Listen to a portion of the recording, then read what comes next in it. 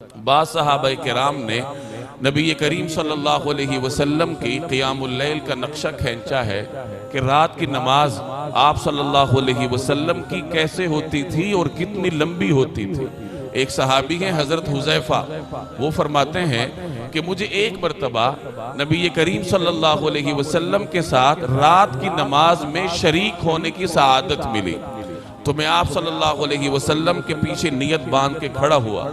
नबी करीम सल्लल्लाहु अलैहि वसल्लम ने सूरह बकरा शुरू की, तो मेरा ये गुमान हुआ कि आप सल्लल्लाहु अलैहि वसल्लम सूरह बकरा की 100 आयात पढ़कर रुकू फरमा देंगे, लेकिन जब 100 आयात पढ़कर भी आपने रुकू न किया और क़िरात जारी रखी, तो मैंने ये गुमान किया अपने दिल में कि जब सूरह बकरा खत्म होगी तो फिर तो रुकू जरूर करेंगे।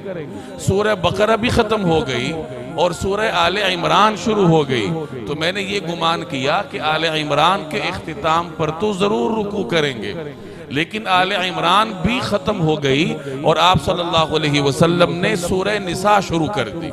ये एक रकात की सूरत हाल है और ये कोई 4-5 पारे बनते हैं जो नबी करीम सल्लल्लाहु अलैहि वसल्लम ने एक रकात में तिलावत फरमाए।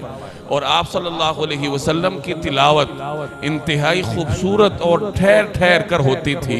अगर कोई अजाब की आयत आती तो आप सल्लल्लाहु अलैहि वसल्लम देर तक अजाब से पनाह की दुआ मांगते रहते आगे क़िरात करने से पहले, और अगर रहमत की जन्नत की आयत आती तो रसूलुल्लाह सल्लल्लाहु अलैहि वसल्लम देर तक हम्दो सना करते रहते। तो इस तरीके से कितनी तवील रकात होगी जो नबी करीम सल्लल्लाहु अलैहि वसल्लम ने अदा फरमाई। ये लंबी नमाजों का नतीजा था कि आप सल्लल्लाहु अलैहि वसल्लम के कदम मुबारक पर वरम पड़ जाया करता था, सूजन आ जाया करती थी। हदीस के अल्फाज हैं इन तफखत कदमाहु, कि नबी करीम सल्लल्लाहु अलैहि वसल्लम के कदमैन शरीफैन उन पर वरम या सूजन आ जाया करती थी। वजह क्या थी? देर तक खड़े रहने की वजह से। तो ये आलम था आप सल्लल्लाहु अलैहि वसल्लम की नमाजों का।